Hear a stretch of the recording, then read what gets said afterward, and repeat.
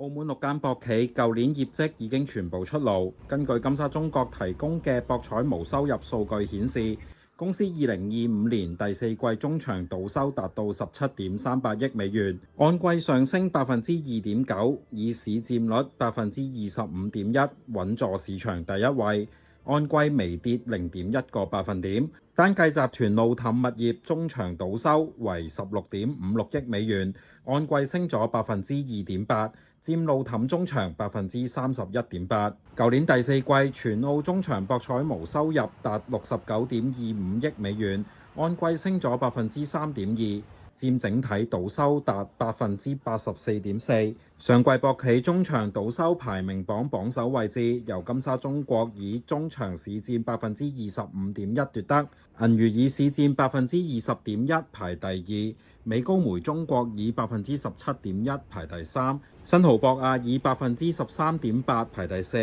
而排第五同排第六分別係永利澳門同澳娛綜合，中場市佔分別為11.7%同11.3%。單計博企路氹物業上季中場博彩無收入達到52.04億美元，按季升咗5.4%。佔整體中場博彩無收入大約75%。各博企嘅路氹物業中場排名嘅頭兩位依然係金沙中國同銀娛，不過同上一季度相比，金沙中國路氹中場市佔跌0.8個百分點，至到31.8%，而排第二嘅銀娛就升咗0.6個百分點，達到23.3%。第三位則由新濠博亞以18%市佔奪得，但係按季就跌咗0.2個百分點。至於美斯美高梅上季嘅路氹中場市佔就增加咗1.5個百分點，至到14%，維持排喺第四名。